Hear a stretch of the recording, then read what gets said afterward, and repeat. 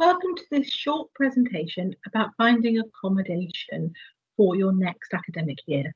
Colleagues from the Guild, the Community Liaison team and the Accommodation team are here to give you some thoughts about looking for accommodation. I'm from the Accommodation team and my name is Helen, and I'd like to share with you what we can offer you for resources about accommodation. Rory will then give you information about living in the private sector and the support that the community team can give you. And Fix from the Guild will be able to give you some advice about contract and legal support. So let's get started. I'm going to show you around the accommodation website so you can see the pages that might be of help to you. So I'm just going to share my screen with you so you can see the pages that I'm referring to.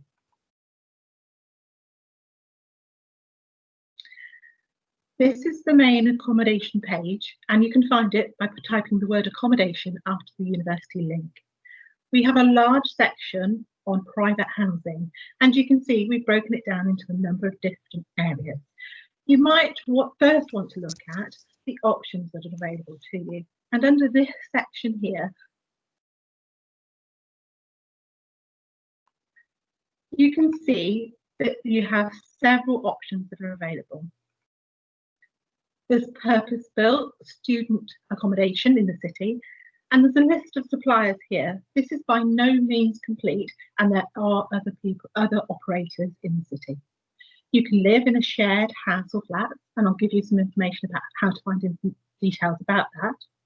Or you can live with a landlord or landlady in your own home. The pages here give far more information about the local area, how to look and what to look for. The Guild also offer information on their website about this. What we've also done for you is given you some information about looking for accommodation after your first year and the kind of things that you might want to think about as you develop people to live with and consider where you might want to live for next year. I'm now going to concentrate on the accommodation service offered by the Accommodation Office. We do this through StudentPad.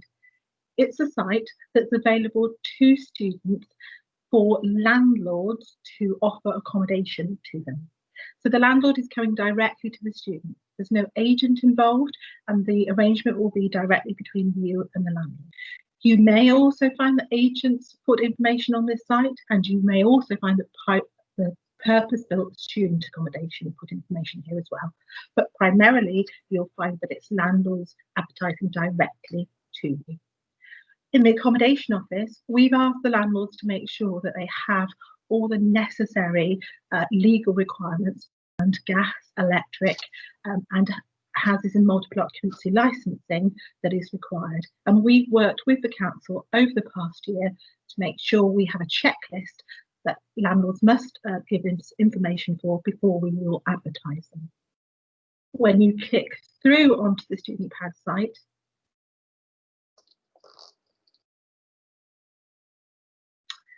you will see there's a search option.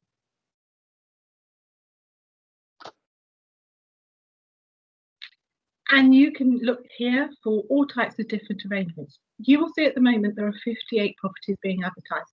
This site is very dynamic and properties will come on and off the site as we administer them. So landlords will provide us with details. Once we've checked them, we will then put it live on the site.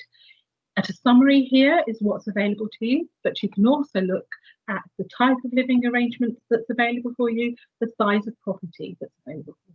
You will find that StudentPad probably concentrates mainly on the smaller properties that are available rather than the larger properties. This list will change daily and you can set up so that you receive alerts about it. So that's the properties that are available for you. You don't have to put any searches on at all, and you can just press search to see the list that's available. It will come up in a random selection, and every time you press a list of different properties will come up at the top. What you also have on StudentPad are some other facilities.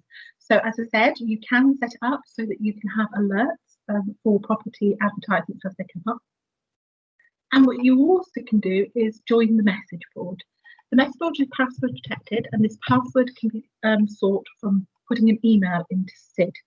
Once they have your student number and confirm that you're a student, they'll send it to you. This facility allows you to do a number of different things. So if you're ready to share a house with, you can register to share. There's a few very simple questions that are asked, and your details will be shown to other students, but it's a way of joining up with others in a group. We also, what you can do is look for people to share with you. So those facilities are available to you. What I would say is at the moment when you look, there's a limited number of people using this. We do find that StudentPad isn't just something that people use now, but they return to throughout the year. So you may use it now to look for a property, or you may then sort of think, actually, I've got a house of 3, I want somebody else to join me because we're only a group of 2, and StudentPad gives you that facility to do it as well. So that's a look around the information that the accommodation office can give to you. And so now, what I will say is if you have any questions that you feel we can answer, then you will do that via SID. So you can log an inquiry via SID, and the SID team will put it through to whichever member of the accommodation team or the guild would be best to answer your inquiry. So I hope that's given you some ideas. And now I'll pass over to Rory so that he can talk about the community side.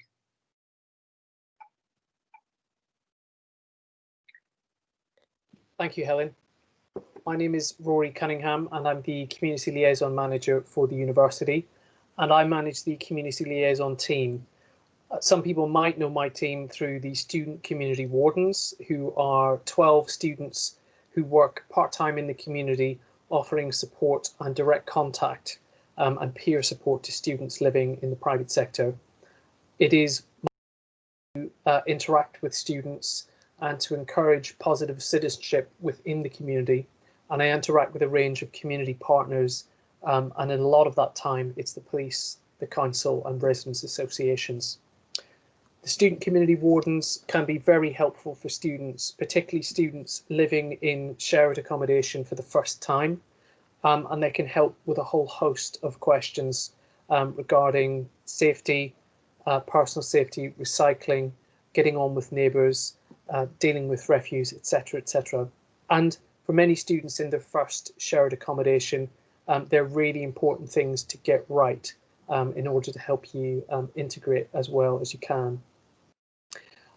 We do encounter lots of students who need help, and lots of those students, I think it is fair to say, who require help are students who have perhaps signed up to contracts too early. It's a piece of feedback we receive all the time, and one of the reasons why I'm very pleased to be part of this presentation. Students who sign up too early tend to have more issues when they don't gel and work well as a unit. If you would like to contact me or to look at some of the resources that we have online, my web pages, and I'll just share the screen with you, my web pages are on the university website about/community. So if you are a student, you can access a range of information, including some videos and a live copy of the community guide. And it really does contain everything that you need to know about life off campus and living off campus. My contact details are here too on this section, and all emails come through to my team, which we then filter. And the main method of contact is our email, which goes through to the student wardens, and that's communitywardens@ex.ac.uk. That's communitywardens@ex.ac.uk. And that's all from me. I'd just like to hand back to Vix when I close the screen.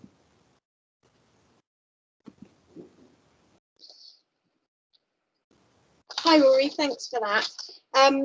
So I work for the Guild Advice Service, and we offer free impartial advice to students on a number of matters, so from accommodation,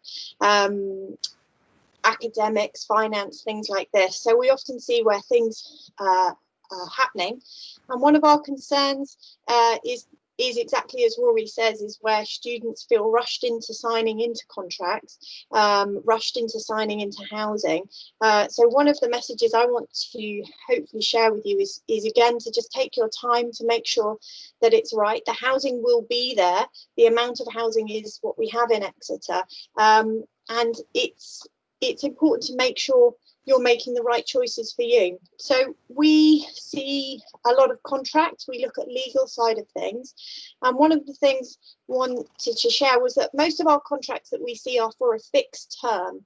So you're signing into something, and it's very, very rare that we see any break clauses within those. So when you're signing in something, it's really important to know that actually it's going to be very hard to come out of that, and you are obliged to keep paying the rent continuously. So when you're choosing the right accommodation, it's really important that it is right, because you're going to be in it for quite some time. And if we think about the timing, we are November now, but you're signing into contracts for next September, and that's obviously a long way away. And in this year in particular, it's been really hard to meet people, to make some of those contacts, to know how it's going to be to live with people. It can be quite a risk. And when you're signing in a contract, a lot of the contracts that we see are assured short hold tenancies, and they have it's a joint tenancy agreement, which means that you have joint and several liability to pay the rent. So as a group, you are responsible for the rent for that house. So if someone moves out, or if someone stops paying the rent, the landlord may be saying, actually, as a group, you're responsible for that. So when you're thinking about who you're going to live with, where am I going to live? Again, the message from us is to take your time, make sure you can trust, you feel everybody's going in with the same expectations, the housing meets your budget, you're happy with what it is. If you're thinking, perhaps I'd like to live on a studio flat on my own, it's really taking those time to have those questions. We've been working with the University Law Department with their Access to Justice Clinic, and they are offering a contract checking service run by students, third-year law students, and overseen by the legal department. So again, if you're entering into any contract, really take your time, make sure you understand all the terms. If you need to go back to landlords, we expect that they are welcoming questions. And if you're feeling pressured or they're not able to provide that information, then that might be a sign for you just to take some time and have a think about it.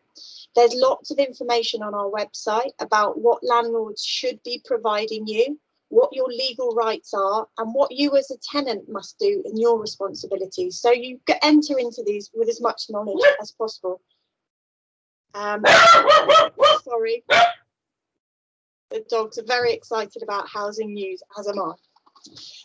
The other thing to say is that we understand that for many people it's been really hard to meet people. The Guild is running a Get Connected campaign. So if you're feeling that you haven't met those people yet, don't worry. This happens, and we see lots of housing throughout the year, and lots of opportunities to meet people. If you haven't got it yet, that's absolutely fine, and there will be housing enough for everybody. To follow on from this, we're going to be doing some live Q&A panels. We're going to be joined by someone from the council to help answer your questions. The Guild is running a campaign called Move Smart, which is going to be having lots of interactions, lots of students sharing their experiences. So if you'd like more information, head to the Guild web pages to find out more. Okay, that's our presentation today, and I hope that's housing useful for you.